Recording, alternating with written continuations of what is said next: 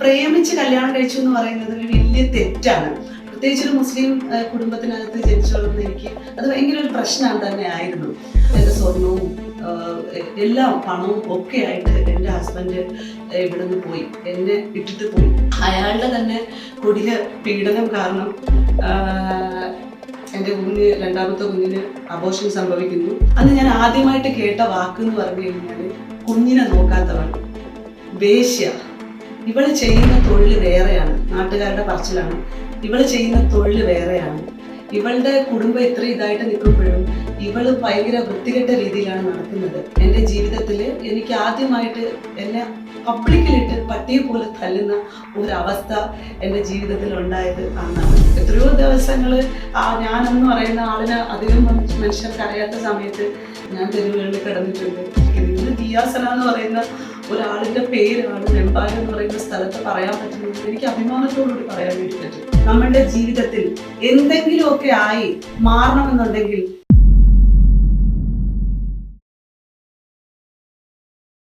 നമസ്കാരം, ഞാൻ ദിയാസന. നിങ്ങൾക്ക് കുറച്ചു പേർക്കെങ്കിലും എന്നെ അറിയാമായിരിക്കും. സാമൂഹ്യ പ്രവർത്തക എന്ന ലെവലിലാണ് എന്നെ നിങ്ങൾക്കൊക്കെ അറിയുന്നത്. എൻ്റെ ജീവിതം എങ്ങനെയായിരുന്നു, ഞാൻ വന്ന വഴി, അതിനെപ്പറ്റി ജോഷ് ടോക്കിലൂടെ നിങ്ങൾക്ക് മുന്നിൽ അവതരിപ്പിക്കാനാണ് ഞാനിവിടെ നിൽക്കുന്നത്. തിരുവനന്തപുരം വെമ്പായം എന്ന് പറയുന്ന സ്ഥലത്താണ്, ഒരു ഗ്രാമപ്രദേശമാണ്. അവിടെയാണ് ഞാൻ ജനിച്ചു വളർന്നത്. അപ്പം എനിക്ക് പണ്ട് മുതലേ ചെറിയ രീതിയിൽ പാടുന്ന ഒരു കഴിവും കാര്യങ്ങളൊക്കെ ഉണ്ടായിരുന്നു. അതിലപ്പുറം നമുക്ക് മറ്റ് ലോക വിവരങ്ങളെ പറ്റിയിട്ടോ ഒന്നും അറിയത്തില്ല. ഞാൻ പറഞ്ഞല്ലോ, യാഥാസ്ഥിതിക മുസ്ലിം കുടുംബത്തിലാവുമ്പോൾ സ്വാഭാവികമായിട്ടും അവിടെ ഉണ്ടാവുന്ന കുറെ വിഷയങ്ങളുണ്ട്. അപ്പോൾ അതിന്റെ പരിമിതികൾക്ക് നിന്നുകൊണ്ട് തന്നെ എൻ്റെ ഉമ്മ കൂടുതൽ മോട്ടിവേറ്റ് ചെയ്യുമായിരുന്നു. എപ്പോഴും പാട്ടൊക്കെ എൻ്റെ ഉമ്മ തന്നെയാണ് എഴുതി പഠിപ്പിക്കുകയും എന്നെ സപ്പോർട്ട് ചെയ്യുകയൊക്കെ ചെയ്തുകൊണ്ടിരുന്നത്. പക്ഷേ ഈ പറഞ്ഞതുപോലെ നമ്മുടെ കൾച്ചർ അതിനുള്ളിൽ ഇങ്ങനെ ജീവിക്കാൻ പാടുള്ളത് കൊണ്ട് തന്നെ കൂടുതൽ പുറത്തേക്ക് വരാൻ പറ്റിയിട്ടൊന്നുമില്ല. രാത്രി കാലങ്ങളിലൊക്കെ വീട്ടിലുള്ളവരെ ധിക്കരിച്ചിട്ടും ഒളിച്ചും പാത്തൊക്കെ സ്റ്റേജ് പരിപാടികൾക്കൊക്കെ പോകും, പാട്ടൊക്കെ പാടിയിട്ട് പ്രൈസൊക്കെ മേടിക്കും പണ്ടൊക്കെ. അപ്പം എനിക്ക് ഒരുപാട് സപ്പോർട്ടിങ്, അപ്പോഴും എന്നെ ഉപദ്രവിച്ചാൽ കൂടിയും എൻ്റെ ഉമ്മയുടെ സൈഡിൽ നിന്ന് ഒരു സപ്പോർട്ടിങ് ഉണ്ടായിരുന്നു. പക്ഷെ എൻ്റെ കുടുംബത്തിൽ എൻ്റെ അമ്മാവന്മാരൊക്കെ അത്രത്തോളം എന്നെ സ്നേഹിച്ചിരുന്നത് കൊണ്ട് തന്നെ ഈ പറഞ്ഞ ഓർത്തഡോക്സ് അണ്ടറിലായ എന്നെ കൂടുതൽ ഒരു കാര്യത്തിലേക്കും ഞാൻ പുറത്തേക്ക് വന്ന് കൂടുതൽ കാര്യങ്ങൾ ചെയ്യുന്നതിനോടൊന്നും ഒരു തരത്തിലും താല്പര്യം ഉണ്ടായിരുന്ന ആളുകളല്ലായിരുന്നു. അങ്ങനെ എൻ്റെ പ്രവർത്തനങ്ങളുടെ ഭാഗമായിട്ട് ചെറിയ ചെറിയ വിയോജിപ്പുകൾ കുഞ്ഞുനാളിലെ ഉണ്ട്. എന്നാൽ പോലും എന്നെ ഭയങ്കര സ്വീകാര്യതയോടെ എന്നെ അടിക്കാനും ഉപദേശിക്കാനും ഒക്കെ അവർക്ക് റൈറ്റ്സ് ഉള്ളത് കൊണ്ട് തന്നെ അവർ ആ രീതിയിലൊക്കെ എന്നോട് ആ ഒരു പ്രൊവോക്കേഷൻ കാണിച്ചുകൊണ്ട് തന്നെ ഇരുന്നു. അപ്പം അത് കഴിഞ്ഞിട്ട് 10ാം ക്ലാസ് കഴിയുന്നു, എൻ്റെ വിവാഹം നടക്കുന്നു, എനിക്ക് കുഞ്ഞ് ജനിക്കുന്നു. ആക്ച്വലി എന്നെ ഒരാള് ഇഷ്ടപ്പെട്ട് ചോദിച്ച് വന്ന് കല്യാണം കഴിച്ചതാണ്. ഫാമിലി ബാക്ക്ഗ്രൗണ്ട് ഒക്കെ നോക്കിയപ്പോഴത്തേക്കും ഫാമിലി ബാക്ക്ഗ്രൗണ്ട് ഒക്കെ അടിപൊളിയാണ്. പക്ഷെ പുള്ളിക്കാരനെ സംബന്ധിച്ചിടത്തോളം വളരെ ലോ ആയിട്ട്, അല്ലെങ്കിൽ ജോലിയൊന്നും പ്രത്യേകിച്ച് ഇല്ലാതെ നിൽക്കുന്ന ഒരു സാഹചര്യമാണ്. എന്നാലും സെയിൽസിൽ നിൽക്കുന്നുണ്ടായിരുന്നു ഒരു ഷോപ്പിൽ. സോ അയാൾ വന്ന് ചോദിച്ചു, കല്യാണം കഴിപ്പിച്ചു. വീട്ടുകാർക്കും ഇഷ്ടപ്പെട്ടു, ഇങ്ങോട്ട് വന്ന് ചോദിച്ചതായതുകൊണ്ട് തന്നെ കല്യാണം കഴിപ്പിച്ചു.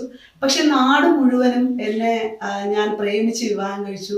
അപ്പൊ ആദ്യമായിട്ട് സദാചാര പ്രശ്നം ഞാൻ നേരിടുന്നത് അപ്പോഴാണ് ആക്ച്വലി. കാരണം ഈ പ്രേമിച്ച് കല്യാണം കഴിച്ചു എന്ന് പറയുന്നത് ഒരു വലിയ തെറ്റാണ്. പ്രത്യേകിച്ച് ഒരു മുസ്ലിം കുടുംബത്തിനകത്ത് ജനിച്ചു വളർന്ന എനിക്ക് അത് ഭയങ്കര ഒരു പ്രശ്നം തന്നെ ആയിരുന്നു. അപ്പം ഒരിക്കലും ഞാൻ അയാളെ കണ്ടിട്ടുണ്ടെന്നുള്ളത് വസ്തുതയാണ്, അയാൾ എന്നെയും കണ്ടിട്ടുണ്ട്. പക്ഷെ പ്രണയമൊന്നും ഉണ്ടായിരുന്നില്ല.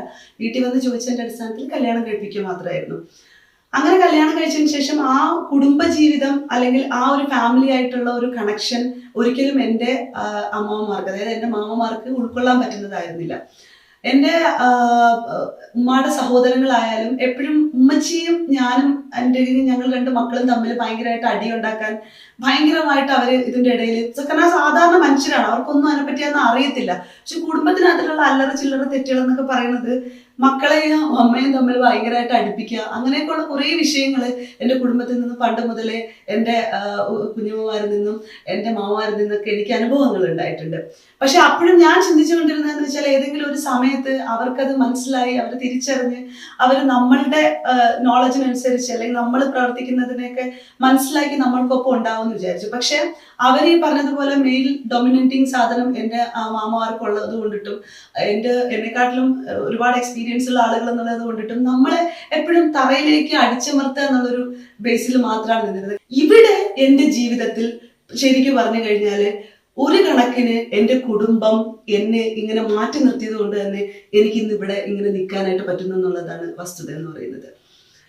എന്നെ സംബന്ധിച്ചിടത്തോളം ഈ ഒരു 18 വയസ്സൊക്കെ അങ്ങോട്ട് കഴിഞ്ഞു. ഞാൻ അവിടെ നിന്ന് വീട്ടിൽ നിന്ന് ഒറ്റയ്ക്ക് ഇറങ്ങുകയാണ്. എനിക്കൊരു മോനുണ്ട്, ഇന്ന് 13 വയസ്സുണ്ട്. അവൻ്റെ പേര് അൽഷിഹാൻ എന്നാണ്. ഇപ്പൊ 8ാം ക്ലാസ്സിലാണ് പഠിക്കുന്നത്. അപ്പം എൻ്റെ മകന് വേണ്ടിയിട്ടാണ് എൻ്റെ ഫസ്റ്റ് പ്രിഫറൻസ് ജീവിതത്തില്. അത് കഴിഞ്ഞ് എൻ്റെ ഉമ്മ, എൻ്റെ സിസ്റ്റർ, എൻ്റെ വാപ്പ, എൻ്റെ ഫാമിലി സർക്കിള് തന്നെയാണ് എനിക്ക് പ്രിഫറൻസ്. അത് കഴിഞ്ഞിട്ട് ഞാനെന്ന് പറയുന്ന വ്യക്തിക്ക് സമൂഹത്തിന് മുമ്പിൽ ഒരുപാട് കാര്യങ്ങൾ ചെയ്യാനുണ്ട്. സോ അതിലേക്ക് മുമ്പോട്ട് വരണമെന്നാണ് ഞാൻ ആഗ്രഹിക്കുന്നത്. ഇനി എൻ്റെ ലൈഫ്, ഞാൻ വന്ന രീതി, അത് നിങ്ങളോടൊന്ന് ഷെയർ ചെയ്യാനായിട്ട് ആഗ്രഹിക്കുകയാണ്. നിങ്ങളെല്ലാവരും കാണുന്ന ഒരു ദിയാസന ഒരു LGBT കമ്മ്യൂണിറ്റിയെ സപ്പോർട്ട് ചെയ്യുകയും അല്ലെങ്കിൽ പല ശക്തമായ സമരങ്ങളിലും മുഖ്യധാരയിൽ നിന്ന് ആളുകളുടെ മുമ്പിലേക്ക് ഇറങ്ങുകയും ഫൈറ്റ് ചെയ്യുകയും ഭയങ്കരമായിട്ട് റൈസ് ചെയ്ത് സംസാരിക്കുകയൊക്കെ ചെയ്യുന്ന ഒരു സ്ത്രീ നിങ്ങൾ കണ്ടു. ഇതിൻ്റെയൊക്കെ പുറകിൽ ശരിക്കും ചരിത്രങ്ങളുണ്ട്. കാരണം നമ്മുടെ ലൈഫാണ് നമ്മളെന്ന് പറയുന്ന വ്യക്തിയെ ഇങ്ങനെ ആക്കി, ബോൾഡാക്കി, സ്ട്രോങ് ആക്കി ജീവിതത്തിൽ മുന്നോട്ട് കൊണ്ടുപോകാനായിട്ട് നിന്നിട്ടുള്ളത്. എൻ്റെ ജീവിതത്തിൽ ഞാൻ വീട്ടിൽ നിന്ന് ഒറ്റപ്പെട്ട് 1.5 വയസ്സ് വരെ എൻ്റെ കുഞ്ഞിനെ നോക്കിയിട്ട് എൻ്റെ ഉമ്മയുടെ കയ്യിൽ ഏൽപ്പിച്ചിട്ട് അവിടെ നിന്ന് ഞാൻ ഇറങ്ങുകയാണ്. അന്ന് ഞാൻ ആദ്യമായിട്ട് കേട്ട വാക്ക് എന്ന് പറഞ്ഞു കഴിഞ്ഞാൽ കുഞ്ഞിനെ നോക്കാത്തവൾ, വേശ്യ. ഇവള് ചെയ്യുന്ന തൊഴിൽ വേറെയാണ്, നാട്ടുകാരുടെ പറച്ചിലാണ്. ഇവള് ചെയ്യുന്ന തൊഴിൽ വേറെയാണ്. ഇവളുടെ കുടുംബം ഇത്ര ഇതായിട്ട് നിൽക്കുമ്പോഴും ഇവള് ഭയങ്കര വൃത്തികെട്ട രീതിയിലാണ് നടക്കുന്നത്. കണ്ടില്ലേ, കിസ് ഓഫ് ലവ് സമരം. ഇവിടെയൊക്കെ പോയവളാണെന്നുണ്ടെങ്കിൽ അവള് ഭയങ്കര പ്രശ്നക്കാരിയാണ്. ഞാൻ ആക്ച്വലി ആ സമരത്തിലേക്ക് കടന്നതിൻ്റെ ഒരു കാര്യം പറഞ്ഞുതരാം. എനിക്ക് സദാചാര ഗുണ്ടായിസം നേരിട്ടിട്ടുണ്ടായിരുന്നു. എനിക്ക് 2012 എനിക്കൊരു തിരുവനന്തപുരത്ത് ഒരു ഫാൻസ് ടീം വന്നിട്ട് ഒരു സിനിമയ്ക്കെതിരെ ഒരു പെൺകുട്ടി ശബ്ദിച്ചതായിട്ട് ബന്ധപ്പെട്ടിട്ട് ഞാൻ ആ പെൺകുട്ടീനെ ഉപദ്രവിക്കുന്ന കണ്ടപ്പോൾ റിയാക്ട് ചെയ്തതായിട്ട് ബന്ധപ്പെട്ട് എനിക്ക് ഉപദ്രവം ഉണ്ടായി. അന്നാണ് ഞാൻ ഫസ്റ്റിലെ സോഷ്യൽ മീഡിയ സ്പേസിൽ ഞാൻ വരുന്നത്. എൻ്റെ ജീവിതത്തിൽ എനിക്ക് ആദ്യമായിട്ട് എന്നെ പബ്ലിക്കിലിട്ട് പട്ടിയെ പോലെ തല്ലുന്ന ഒരവസ്ഥ എൻ്റെ ജീവിതത്തിൽ ഉണ്ടായത് അന്നാണ്. അത് ഞാൻ സമൂഹ മാധ്യമങ്ങളിലൂടെ പങ്കുവയ്ക്കുകയും ആ വിഷയം വൈറലാവുകയും ചെയ്തതിൻ്റെ സാഹചര്യത്തിലാണ്. അത് കഴിഞ്ഞിട്ട് ഞാൻ ഇങ്ങനെ സമാധാനമായിട്ട് ഇരിക്കുമായിരുന്നു. അപ്പോഴാണ് കിസ് ഓഫ് ലവ് വരുന്നത്. കിസ് ഓഫ് ലവിൻ്റെ സമരത്തിൻ്റെ മുഖ്യധാരയിൽ ഞാൻ വരികയും അത് സദാചാര ഗുണ്ടായിസത്തിനെതിരെ ചുംബന സമരം എന്നുള്ള ഒരിത് വന്നതുകൊണ്ട് അത് ഏത് തരത്തിലുള്ള സമരം എന്നുള്ളതല്ലായിരുന്നു. പ്രസക്തി എന്നെ സംബന്ധിച്ചിടത്തോളം സദാചാര ഗുണ്ടായിസം അത് അവസാനിക്കണം എന്നുള്ളത് മാത്രമായിരുന്നു.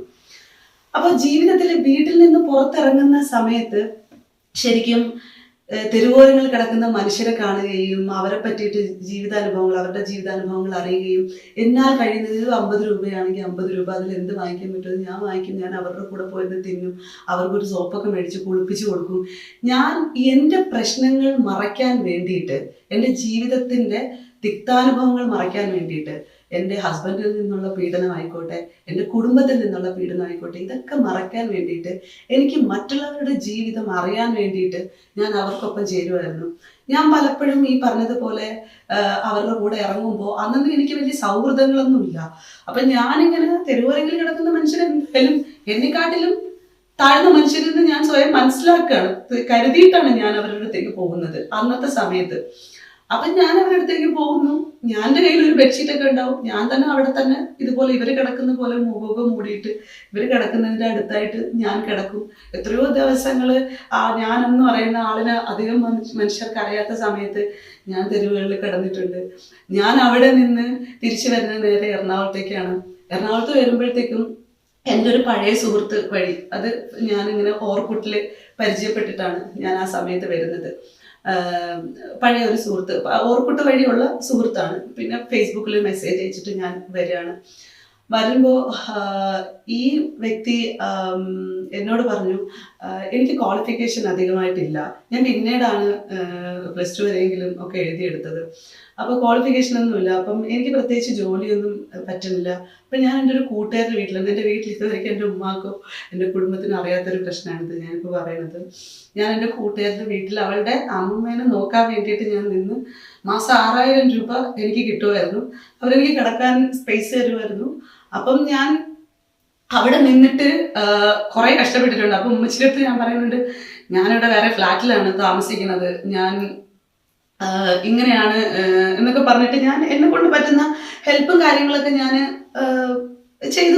ചെയ്യാറുണ്ടായിരുന്നു. എൻ്റെ വീട്ടിലും ഞാൻ ചെയ്യാറുണ്ടായിരുന്നു. അപ്പോൾ അത് കഴിഞ്ഞ് ഞാൻ അവിടെ നിന്നാണ് ഞാൻ കൂടുതലും സോഷ്യൽ മീഡിയ വഴി തന്നെയാണ് എനിക്ക് കൂടുതലും സൗഹൃദങ്ങളും ബന്ധങ്ങളൊക്കെ ഉണ്ടാകുന്നത്. ഞാൻ കോർഡിനേഷൻ സ്റ്റാർട്ട് ചെയ്തു.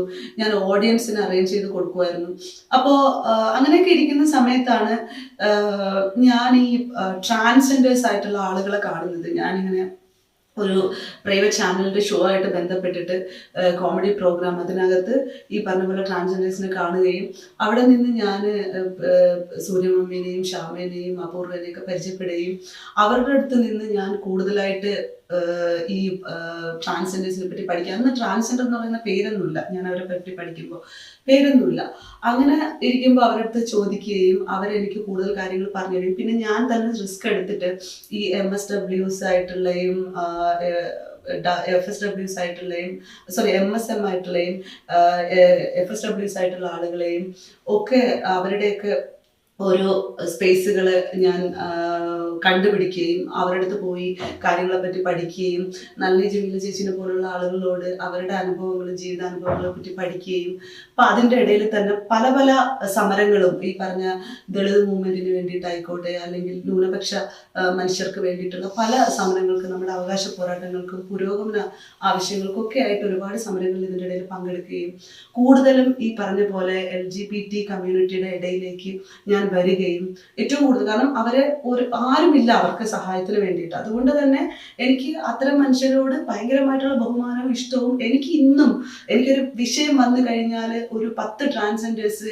എൻ്റെ ജീവിതത്തിൽ ഓടി വരും എന്നുള്ളതിൽ എനിക്ക് യാതൊരു മടിയുമില്ലാതെ എനിക്ക് പറയാൻ പറ്റും. കാരണം അത്രയ്ക്കും എനിക്ക് എൻ്റെ സർക്കിളിൽ എൻ്റെ അമ്മയല്ലാത്ത കുറേ മമ്മിമാരും കുറേ മക്കളും കുറേ സഹോദരങ്ങളും കൊണ്ടാണ് എൻ്റെ ജീവിതം ഇന്ന് ഇവിടെ നിൽക്കുന്നത്. ശരിക്കും അവരുടെയൊക്കെ ഒരു സപ്പോർട്ടിങ് ഉള്ളത് കൊണ്ട് തന്നെയാണ് എന്നെ സംബന്ധിച്ചിടത്തോളം എനിക്ക് ഇത്രയൊക്കെ പ്രതിസന്ധികൾ നേരിടേണ്ടി വന്നാലും ഇന്ന് എൻ്റെ ഈ സ്പേസിൽ നിൽക്കാൻ എനിക്ക് പറ്റിയതും. എനിക്ക് പ്രധാനമായിട്ടും ഞാൻ ആ വീട്ടുജോലി കഴിഞ്ഞതിന് ശേഷം ഞാൻ എയർടെലിൻ്റെ ഓഫീസിൽ വർക്ക് ചെയ്യുകയും അത് കഴിഞ്ഞിട്ട് അവിടെ ടെലികമ്മ്യൂണിക്കേഷനായിട്ട് ഞാൻ കുറച്ച് നാൾ ജോലി ചെയ്യുകയും വളരെ കുറച്ച് പൈസയായിരുന്നു. അത് അന്നത്തെ സമയത്ത് ഒരു 3000 രൂപ കിട്ടിയിട്ടുണ്ടായിരുന്നു. അതുകൊണ്ടിട്ട് ഞാൻ നേരെ പോകുന്നത് അവിടെ നിന്ന്, കാരണം ഈ ടെലികമ്മ്യൂണിക്കേഷൻ എനിക്ക് സാധ്യമാവുന്ന കാണുമ്പോഴത്തേക്കാണ് എൻ്റെ ഒരു അത്രയും വേണ്ടപ്പെട്ട എൻ്റെ ഒരു ഫാദർഹുഡ്, വാപ്പാക്ക് തുല്യമായിട്ടുള്ള ഒരു മനുഷ്യൻ യഹിയ തളങ്കര, അത് പറയാതിരിക്കാൻ എനിക്ക് പറ്റില്ല. കാസർഗോഡുള്ള ഒരു പ്രവർത്തകനും ഒരു ബിസിനസ്സുകാരനും ഒക്കെയാണ്. അങ്കിളിൻ്റെ അത്രയും ഒരു സപ്പോർട്ടോടു കൂടിയാണ് ഞാൻ വെൽഫിറ്റ് എന്ന് പറയുന്ന സ്ഥാപനത്തിൽ ജോലി ചെയ്യുകയും ആ സ്ഥാപനത്തിൽ നിന്നുകൊണ്ട് 1 വർഷത്തോളം ഞാൻ ആ സ്ഥാപനത്തിൽ നിൽക്കുകയും അവർ അത്രത്തോളം അവരുടെ ഫാമിലി ആയാലും എല്ലാവരും അത്രത്തോളം ട്രീറ്റ് ചെയ്തിരുന്നു എന്നെ. കാരണം അത്രയും സ്നേഹത്തോടെ ആയിരുന്നു അവർ എൻ്റെ അടുത്ത് ഇതാക്കിയിരുന്നത്. അപ്പം അവിടെ നിന്ന് ഞാൻ പുറത്തേക്ക് വരുന്നത് എന്ന് പറയുന്നത് എൻ്റെ ഒരുപാട് ആക്ടിവിറ്റീസുകൾ ഇങ്ങനെ പരിപോഷിപ്പിച്ചു കൊണ്ടിട്ടാണ്. ആക്ടിവിറ്റീസ് എന്ന് പറയുന്നത് സോഷ്യൽ സ്പേസിൽ ഈ നേരത്തെ പറഞ്ഞതുപോലെ തന്നെ പലരും ഒരു 7-8 ട്രസ്റ്റുമായിട്ട് ബന്ധപ്പെട്ട് നിന്ന് ഞാൻ പ്രവർത്തിക്കുന്നുണ്ട്. ഇപ്പൊ തിരുവനന്തപുരത്ത് ഒയാസിസ് കൾച്ചറൽ സൊസൈറ്റി എന്ന് പറഞ്ഞിട്ട് ട്രാൻസ്ജെൻഡേഴ്സിന്റെ തന്നെ ഒരു സൊസൈറ്റി ഉണ്ട്. അവിടുത്തെ അഡ്വൈസറി മെമ്പറായിട്ട് നിൽക്കുവാണ്. അപ്പം എന്നെ സംബന്ധിച്ചിടത്തോളം അവിടെ ഈ പറഞ്ഞ പോലെ കുറേ ആളുകളെടുത്ത് കമ്മിറ്റ്മെന്റ് ആയിട്ട് നിൽക്കുന്ന ഒരു വ്യക്തിയാണ് ഞാൻ. ഇതൊക്കെയും എനിക്ക് ഇപ്പോഴും സങ്കടമുള്ള ഒരു വിഷയം, എൻ്റെ കുഞ്ഞിനെ 1.5 വയസ്സ് മുതൽ ഇങ്ങോട്ട് എനിക്ക് എൻ്റെ കൂടെ നിർത്തി വളർത്താൻ പറ്റിയിട്ടില്ല. കാരണം എൻ്റെ കുടുംബത്തിൽ നിൽക്കാനോ എൻ്റെ നാട്ടിൽ നിൽക്കാനോ ഒന്നും എനിക്ക് പറ്റുന്നില്ല. എന്നെ ഇങ്ങനെ കുറ്റപ്പെടുത്തുകയും ഞാൻ ഭയങ്കര മോശക്കാരിയാണ്, ഞാൻ ഭയങ്കര ഒരു പെണ്ണിനെ വളർത്താൻ എൻ്റെ നാട് ആഗ്രഹിക്കുന്നില്ല ഒരിക്കലും. ഇന്നും എൻ്റെ സ്പേസ് എൻ്റെ നാട്ടിലുള്ളവർ എനിക്ക് തന്നിട്ടുണ്ടോ എന്ന് ചോദിച്ചു കഴിഞ്ഞാൽ പൂർണ്ണമായിട്ടും ഇല്ലാന്ന് എനിക്ക് പറയാൻ പറ്റുള്ളൂ. പക്ഷെ എന്നെ സംബന്ധിച്ചിടത്തോളം ഞാൻ എൻ്റെ നാട്ടിൽ ഇന്ന് സ്ട്രോങ് ആയിട്ടാണ് നിൽക്കുന്നത്. ഇന്ന് ദിയാസന എന്ന് പറയുന്ന ഒരാളിന്റെ പേരാണ് വെമ്പായ എന്ന് പറയുന്ന സ്ഥലത്ത് പറയാൻ പറ്റുന്നതെന്ന് എനിക്ക് അഭിമാനത്തോടുകൂടി പറയാൻ വേണ്ടി പറ്റും. കാരണം അത്രയും ഞാൻ തിരിച്ചു പിടിച്ചിട്ടുണ്ട് ഞാൻ എന്ന് പറയുന്ന ഒരു പെൺകുട്ടി എൻ്റെ നാട്ടിലെ സിറ്റുവേഷൻസ്. പിന്നെ എനിക്ക് എൻ്റെ ജീവിതത്തിൽ തിക്താനുഭവങ്ങൾ എന്നൊക്കെ പറയുന്നത്, അത് പറയുമ്പോഴത്തേക്ക് കുറച്ച് ക്ലീശേ പോലെ ആയിപ്പോകും. കാരണം ഇന്ന് ഞാൻ നിൽക്കുന്ന സ്പേസിൽ എന്നെ സംബന്ധിച്ചിടത്തോളം അതൊരു മാറ്റർ അല്ല. പക്ഷെ അത് പറയണം എനിക്ക്. എൻ്റെ ഫാമിലി എനിക്ക് കല്യാണം കഴിപ്പിച്ച് തന്ന സിറ്റുവേഷനിൽ എൻ്റെ ഹസ്ബൻഡിൽ നിന്നുണ്ടായ പ്രശ്നങ്ങൾ, എൻ്റെ ഹസ്ബൻഡ് എന്നെ കുറേ ഡൗറിയൊക്കെ കൊടുത്തു എന്നെ കല്യാണം കഴിപ്പിച്ചു എൻ്റെ വീട്ടുകാർ. ഈ ഡൗറി, അത് മീൻസ് എൻ്റെ സ്വർണവും എല്ലാം പണവും ഒക്കെ ആയിട്ട് എൻ്റെ ഹസ്ബൻഡ് ഇവിടെ നിന്ന് പോയി, എന്നെ ഇട്ടിട്ട് പോയി. ഞാൻ അതിൻ്റെ ഇടയിൽ എൻ്റെ കുഞ്ഞിനെ പ്രസവിക്കുകയും ഒക്കെ ചെയ്യുന്നു. വർഷങ്ങൾക്ക് ശേഷം പിന്നെ തിരിച്ചു വരുന്നു ആള്. തിരിച്ചു വന്ന് രണ്ടാമത് ഞാൻ പ്രഗ്നൻ്റ് ആവുന്നു. അയാളുടെ തന്നെ കൊടിയ പീഡനം കാരണം എൻ്റെ രണ്ടാമത്തെ കുഞ്ഞിന് അബോർഷൻ സംഭവിക്കുന്നു. അവിടെ നിന്ന് ആ പുള്ളിയായിട്ടുള്ള പ്രശ്നത്തിന്മേൽ ഞാൻ പിന്നീട് എൻ്റെ മെൻ്റലി ഡിപ്രഷനൊക്കെ ആയിട്ട് ഞാൻ ശരിക്കും എൻ്റെ നാട്ടിലുള്ളവർക്ക് ഇന്നും അറിയുന്ന ഒരു കാര്യമാണ്, ഞാൻ വീടിൻ്റെ പുറകിലുള്ള കിണറ്റിലെടുത്ത് ചാടി, മരിക്കാൻ വേണ്ടി തന്നെ എടുത്ത് ചാടി. എൻ്റെ കൈയിൻ്റെ ഒരു പോർഷനിൽ ഞാൻ കത്തി വെച്ച് ചെറിയ രീതിയിൽ മുറിക്കുകയും ചെയ്തു. ഞാൻ കിണറ്റിലെടുത്തങ്ങ് ചാടി. അപ്പം ആ നാട്ടുകാരും എൻ്റെ ഉമ്മായും വീട്ടുകാരും എല്ലാവരും ഓടിക്കൂടി എന്നെ അവിടെ നിന്ന് എടുത്ത് എൻ്റെ വീട്ടിൽ കൊണ്ടുവന്ന് കിടത്തി. സത്യം പറഞ്ഞു കഴിഞ്ഞാൽ ഞാൻ സൈക്കാട്രിസ്റ്റ് ട്രീറ്റ്മെൻറ്റിൽ വരെ ആയിട്ടുള്ള അവസ്ഥകൾ ഉണ്ടായിരുന്നു. 2-3 മാസത്തോളം നോർമൽ ബോധങ്ങളൊന്നും ഉണ്ടായിരുന്നില്ല. ഞാൻ അത്രയും പ്രശ്നങ്ങൾ തരണം ചെയ്തിട്ടാണ് അവിടെ നിന്ന് വീടിന് പുറത്തേക്ക് ഇറങ്ങുന്നത്. എൻ്റെ ലൈഫിൽ സ്റ്റാർട്ടിങ്ങിലുണ്ടായ സംഭവം. ആ സമയത്തൊന്നും എൻ്റെ കുടുംബം എന്ന് പറഞ്ഞ് സപ്പോർട്ട് ചെയ്യാനോ, എന്നെ ഇത്രയും കുഞ്ഞുനാൾ മുതൽ ഇവിടെ വരെ നോക്കിയ എൻ്റെ അമ്മാവന്മാരോ, എൻ്റെ മാമന്മാരോ, എൻ്റെ കുഞ്ഞുമ്മമാരോ അല്ലെങ്കിൽ മറ്റ് ബന്ധുക്കളോ ഒരു സപ്പോർട്ടിങ് ഉണ്ടായില്ല. ഇവർ ചെയ്ത ഒരു ഏറ്റവും വലിയ തെറ്റെന്താണെന്നറിയോ? എൻ്റെ ഉമ്മയെ ക്രിട്ടിസൈസ് ചെയ്ത്, എൻ്റെ ഉമ്മയെ ഉപദ്രവിച്ച്, എൻ്റെ ഉമ്മയെ മാനസികമായിട്ടും ശാരീരികമായിട്ടും തളർത്തി, എൻ്റെ ഉമ്മ എന്നെ വഴക്ക് പറഞ്ഞ് ഞാനും ഉമ്മയും തമ്മിൽ അടിയുണ്ടാകുന്ന തരത്തിൽ അത്രമാത്രം പ്രശ്നങ്ങൾ ഉണ്ടാക്കാൻ എൻ്റെ ഉമ്മ ഒരു ദ്രോഹവും ചെയ്തിട്ടില്ല കുടുംബത്തിനകത്ത്. പക്ഷെ അത്രമാത്രം പ്രശ്നങ്ങൾ നടത്താൻ വേണ്ടിയിട്ട് ഇവര് എൻ്റെ ഉമ്മയെ പ്രൊവോക്ക് ചെയ്തിട്ടുണ്ട്. അപ്പോൾ പിന്നെ ഇന്ന് എൻ്റെ ഉമ്മാക്ക് ഞാനെന്ന് പറഞ്ഞാൽ ഭയങ്കര പ്രൗഡാണ്. എന്നെ സംബന്ധിച്ചിടത്തോളം എൻ്റെ വീട്ടിൽ എനിക്ക് ഏറ്റവും കൂടുതൽ സപ്പോർട്ട് ചെയ്യുന്നത് ഉമ്മായും സിസ്റ്ററും തന്നെയാണ്. അതുകൊണ്ട് തന്നെ എനിക്ക് വേറെ ആരെയും നോക്കേണ്ട കാര്യമില്ല. എനിക്ക് എല്ലാ രീതിയിലുള്ള ഫ്രീഡവും തന്നിട്ടുണ്ട്. പക്ഷെ ലൈഫിൽ അന്ന് മുതൽ ഇന്ന് വരെ ഞാൻ ഇൻഡിപെൻഡൻറ്റ് മദറാണ്. ആക്ച്വലി ഒറ്റയ്ക്ക് നിന്ന് എൻ്റെ കുഞ്ഞിന് വേണ്ടിയിട്ട് ജീവിക്കാനും, ഞാൻ എന്ന് പറയുന്ന വ്യക്തിക്ക് സമൂഹത്തിൽ ചെയ്യാൻ ഒരുപാട് കാര്യങ്ങളുള്ളത് കൊണ്ട് തന്നെ അത്തരം കാര്യങ്ങളിലേക്ക് ഇൻവോൾവ് ആവാനും, എനിക്ക് മറ്റുള്ളവരുടെ പ്രശ്നങ്ങൾ മനസ്സിലാക്കി നമ്മളുടെ പ്രശ്നങ്ങളിൽ സ്വയം ഉരുകാതെ മറ്റുള്ളവരുടെ ജീവിതങ്ങൾ നമ്മളെ പ്രശ്നങ്ങളെക്കാട്ടിലും വലിയ രീതിയിലുള്ള പ്രശ്നങ്ങൾ കേൾക്കാൻ നമുക്ക് പറ്റും. അപ്പോൾ നമുക്ക് നമ്മുടെ പ്രശ്നങ്ങൾ കൊണ്ട് സമാധാനപ്പെടാം. ഈ ഒരു രീതിയിലാണ് എൻ്റെ ആറ്റിറ്റ്യൂഡ് പണ്ട് മുതലേ വന്നുകൊണ്ടിരുന്നത്. അവിടെ നിന്ന് 2018 എനിക്ക് ബിഗ് ബോസ് എന്ന് പറയുന്ന ഒരു പ്ലാറ്റ്ഫോമിലേക്ക് അവസരം ലഭിച്ചു. എൻ്റെ ലൈഫിൽ എന്നെ ഒരുപാട് ആളുകളുടെ ഇടയിലേക്ക് കൊണ്ടുവന്ന ഒരു ഷോ ആയിരുന്നു എനിക്ക് ഏഷ്യനെറ്റിലെ ബിഗ് ബോസ്. സോ എന്നെ കണ്ടസ്റ്റൻ്റ് ആയിട്ട് വിളിക്കുകയും, എനിക്ക് അറിയില്ല ഇത് എന്തായിരുന്നു എന്ന് എനിക്ക് അറിയില്ലായിരുന്നു.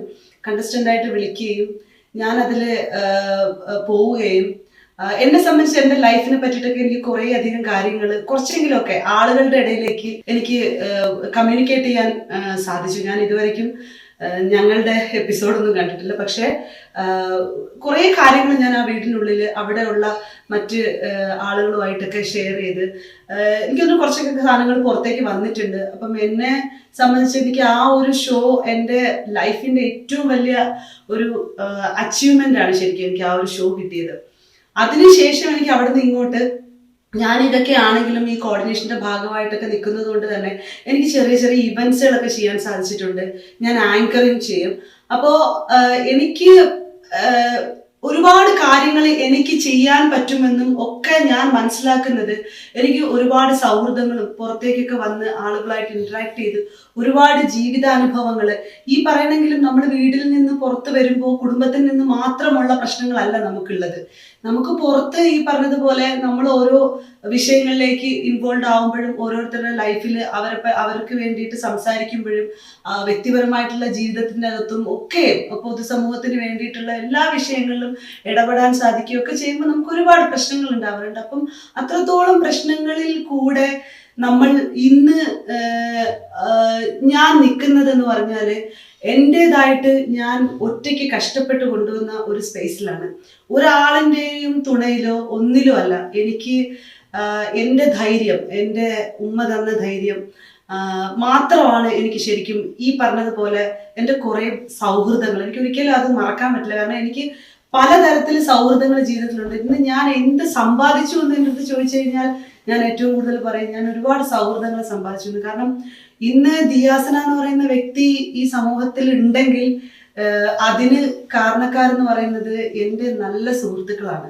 എൻ്റെ ഒരു സെക്കൻഡ് ഫാമിലി എന്ന് വേണമെങ്കിൽ പറയാം. എനിക്ക് ഈ പറഞ്ഞ ബിഗ് ബോസ് ആയാലും നമ്മുടെ കുറേ സുഹൃത്തുക്കളും അതല്ലാതെ തന്നെ എനിക്ക് വേറെ ഒരുപാട് സുഹൃത്തുക്കൾ, എൻ്റെ ജീവിതം സുഹൃത്തുക്കളാണ് ശരിക്കും പറഞ്ഞു കഴിഞ്ഞാൽ. സോ എനിക്ക് ഒരു കാര്യം മാത്രമേ എല്ലാവരോടും പറയാനുള്ളൂ. നിങ്ങളെന്ന് പറയുന്ന ഒരു വ്യക്തി അത് നിങ്ങളുടെ ജീവിതത്തിൽ നിങ്ങൾക്ക് വേണ്ടി മാത്രമല്ല, നിങ്ങൾ കോടിക്കണക്കിന് കാര്യങ്ങൾ ചെയ്യാൻ പ്രാപ്തരായിട്ടാണ് നിങ്ങൾ ഈ സമൂഹത്തിലേക്ക് വീഴുന്നത്. അപ്പോൾ ഈ സമൂഹത്തിന്റെ ഭാഗമായിട്ട് നിങ്ങൾ നിൽക്കുന്നിടത്ത് നിങ്ങളെന്ന് പറയുന്ന ഒരു പേഴ്സണാലിറ്റിയുടെ സ്ട്രോങ് അല്ലെങ്കിൽ സ്ട്രെങ്ത് അത് എത്രത്തോളം ഉണ്ട് എന്നുള്ളത് അറിയാനായിട്ട് സാധിക്കും. എനിക്ക് ഒരു കാര്യം മാത്രമേ എല്ലാവരോടും പറയാനുള്ളൂ. നിങ്ങളെന്ന് പറയുന്ന ഒരു വ്യക്തി അത് നിങ്ങളുടെ ജീവിതത്തിൽ നിങ്ങൾക്ക് വേണ്ടി മാത്രമല്ല, നിങ്ങൾ കോടിക്കണക്കിന് കാര്യങ്ങൾ ചെയ്യാൻ പ്രാപ്തരായിട്ടാണ് നിങ്ങൾ ഈ സമൂഹത്തിലേക്ക് വീഴുന്നത്. അപ്പോൾ ഈ സമൂഹത്തിന്റെ ഭാഗമായിട്ട് നിങ്ങൾ നിൽക്കുന്നിടത്ത് നിങ്ങളെന്ന് പറയുന്ന ഒരു പേഴ്സണാലിറ്റിയുടെ സ്ട്രോങ് അല്ലെങ്കിൽ സ്ട്രെങ്ത് അത് എത്രത്തോളം ഉണ്ട് എന്നുള്ളത് അറിയാനായിട്ട് സാധിക്കും. ജീവിതത്തിലെ ഓരോ അനുഭവങ്ങളും ഓരോ ദിവസം നമ്മൾ ഫീസ് കൊടുക്കാൻ പറ്റാതെ പഠിക്കുന്ന ഒരു സ്കൂളായിട്ടാണ് നമ്മൾ കണക്കാക്കേണ്ടത്. എന്നെ സംബന്ധിച്ചിടത്തോളം എൻ്റെ ലൈഫിലെ തിക്താനുഭവങ്ങൾ അല്ലെങ്കിൽ എൻ്റെ ലൈഫിലെ പ്രശ്നങ്ങൾ ഇന്ന് ഞാനെന്ന് പറയുന്ന വ്യക്തിയെ കൊണ്ടുവന്ന് നിർത്തിയിരിക്കുന്നത് ഭയങ്കരമായിട്ട് സമൂഹത്തിന്റെ മുമ്പിൽ നിന്നും ബോൾഡായിട്ട് നിന്ന് പ്രതികരിക്കാൻ പറ്റുന്ന ഒരു സ്ത്രീ ആയിട്ടാണ്. സ്വാഭാവികമായിട്ടും എനിക്ക് എല്ലാവർക്കും തരാനുള്ള മെസ്സേജ്, നമ്മൾ ഓരോരുത്തരും നമ്മളുടെ ജീവിതത്തിൽ എന്തെങ്കിലുമൊക്കെ ആയി മാറണമെന്നുണ്ടെങ്കിൽ മനുഷ്യരുടെ അവസ്ഥകൾ അനുഭവങ്ങൾ ഉള്ളവർക്ക് മാത്രമേ അത് പുറത്തേക്ക് കൊണ്ടുവരാനായിട്ട് പറ്റത്തുള്ളൂ.